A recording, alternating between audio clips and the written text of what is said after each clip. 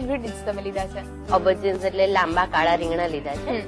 સાથે થાઈ ડ્રેસિંગમાં red ચીલીની paste છે, લસણ, આદુ અને કોકોનટ પાવડર છે. ઓકે, સ્પાઇસી થશે કે માઇલ્ડ થશે? થોડું થાઈ છે એટલે સ્પાઇસી ફ્લેવર હોય જ છે, એટલે થોડું સ્પાઇસી થશે. કરીએ સ્ટાર્ટ? ચાલો, એટલે આપણે પેસ્ટ બનાવી લઈએ. ઓકે, થાઈ કુઝીનમાં બે ટાઈપની પેસ્ટ હોય છે, તો અત્યારે કઈ પેસ્ટ લઈએ છીએ? રેડ પેસ્ટ લઈએ છીએ. બાર્બેક્યુ નો નોર્મલી કલર એકદમ આમ ટેમ્પટિંગ હોય તો સરસ લાગતું હોય છે, બ્રાઇટ. રેડ લાલ આખા મરચા નવશેકા પાણીમાં પલાળી અને પછી પાણી કાઢી લઈને મરચાને ક્રશ કરી લેવાના છે. ઓકે, અબાઉટ 8 થી 10 મરચાની પેસ્ટ કરેલી. અચ્છા, એટલે ફક્ત મરચા છે, એમાં બીજું કઈ એડ નથી? બીજું એમાં કશું એડ નથી કર્યું. આદુ, મરચા અને લસણની અગેન ગ્રીન ચીલીઝની પેસ્ટ છે, આ 1 ટેબલ સ્પૂન જેવી લઈએ છે.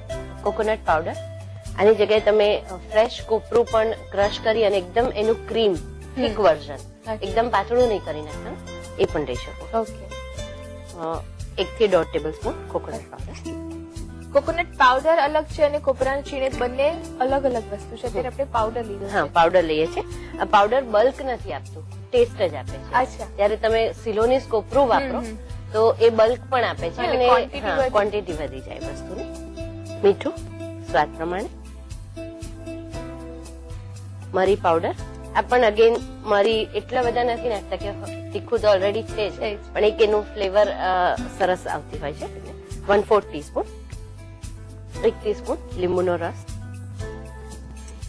લીંબુની છાલ છે, તમે બિલકુલ વ્હાઈટ પાર્ટ ના આવે એ રીતના પીલ કરીને લો તો ફ્લેવર એની સરસ આવે છે. 1/4 ટીસ્પૂન. ઓકે, 1 ટીસ્પૂન જેવું ઓઇલ લઈએ છીએ આપણે. 1 થી 1.5 ટીસ્પૂન કોર્નફ્લોર.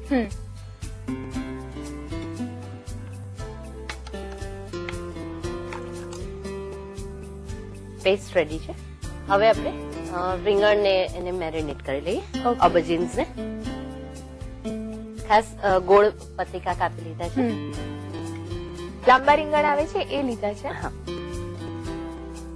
એકચ્યુઅલી કોન્ટિનેન્ટલ ડિશિસમાં ઓબર્જીન્સ પણ બહુ જ પોપ્યુલર વેજીટેબલ છે, અને આપણે ત્યાં જે ટાઈપના અવેલેબલ હોય એમાં આપણે ચોક્કસ એ વસ્તુ બનાવી શકીએ. અચ્છા, જે ભુટ્ટા કહેવાય એ જે મોટી સાઈઝના રીંગણ આવે છે એ આમાં લઈ શકે કે આ પતલા રીંગણ જ સારા લાગે છે? એકચ્યુઅલી પતલા રીંગણથી તમે આ છે ને સ્ટાર્ટરની જેમ સ્ટીક પર સર્વ કરી શકો. ઓકે, અને જે એને એગપ્લાન્ટ કહેવાય, જે એકદમ ભુટ્ટાના મોટા રીંગણ આવે છે, એને પણ લઈ શકો. એનાથી પણ ફ્લેવર સરસ આવે છે, પણ એનાથી પતિકા બહુ જ મોટા થાય એટલે તમને કન્વીનિયન્ટ ના રહે, ખાવા માટે બહુ કન્વીનિયન્ટ ના રહે.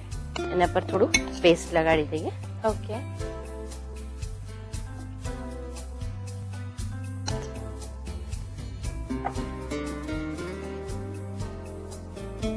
પનીરના સ્ક્વેર પાતળા કરેલા છે, એને પણ.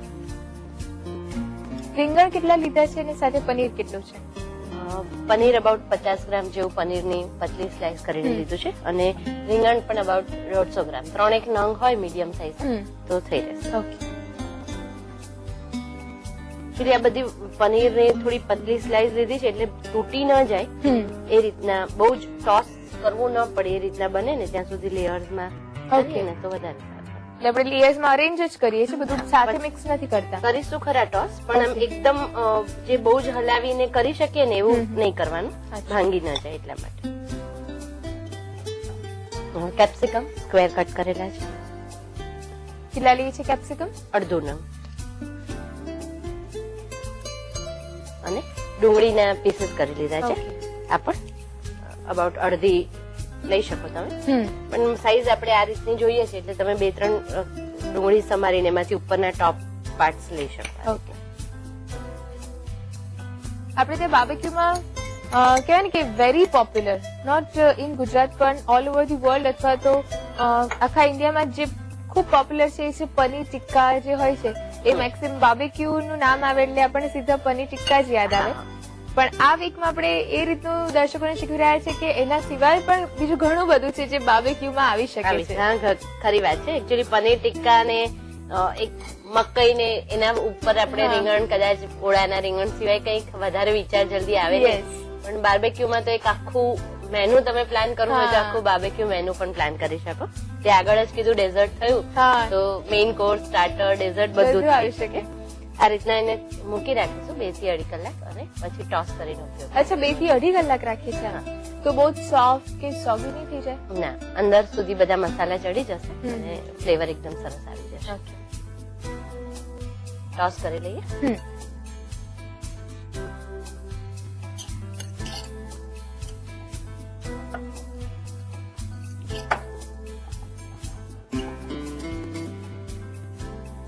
બેકિંગ ટ્રેને ગ્રીસ કરી લઈએ ને એમાં જ અરેન્જ કરીએ. અચ્છા. લાઇટ ઓઇલ થી એને ગ્રીસ કરી લઈએ.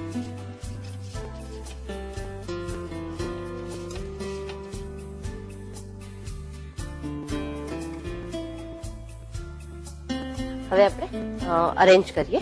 ઓકે. પહેલા ઓબર્જીન લઈએ છીએ, એના ઉપર એક પનીરનું પીસ, એના ઉપર ઓનિયન,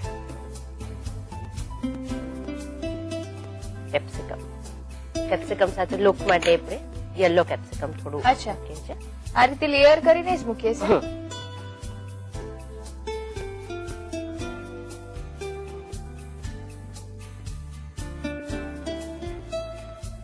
રીંગણ, એની ઉપર પનીર, એની ઉપર ડુંગળી, પછી ગ્રીન કેપ્સિકમ ને યલો કેપ્સિકમ.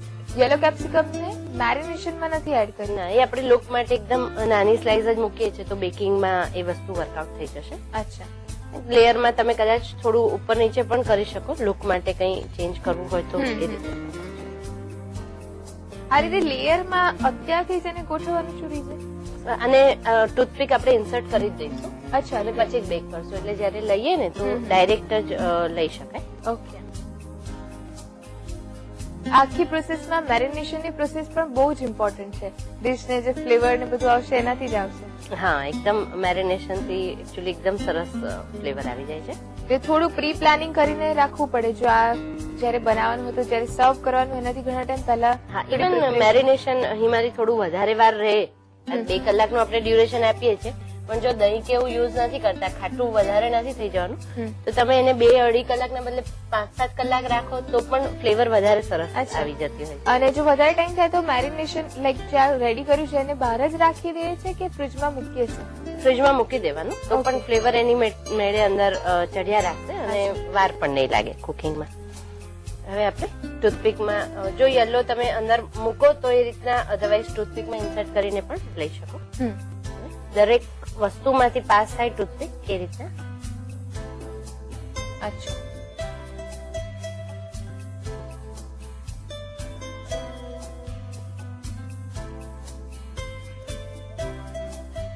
બીજું આમાં શું લઈ શકીએ? લાઈક ઇનફ વસ્તુઓ તો લીધી જ છે આપણે, કે ડુંગળી છે, કેપ્સિકમ છે, પનીર છે, રીંગણ છે, પણ હજી આની સાથે મર્જ થઈ શકે અથવા તો સૂટ થાય એવી કઈ બીજી વસ્તુ? કલર્ડ કેપ્સિકમ લઈ શકાય. રેડ કલર નું બી હજુ તમે લીધું હોય તો સારું લાગે. પ્લસ કેરેટ લઈ શકાય.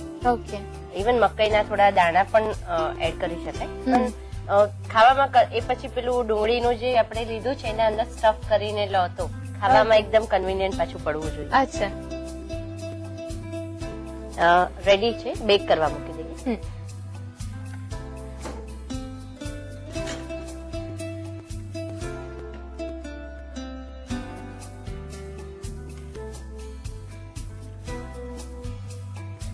$180 to 90 ડિગ્રી ઉપર 12 મિનિટ બેક કરીએ.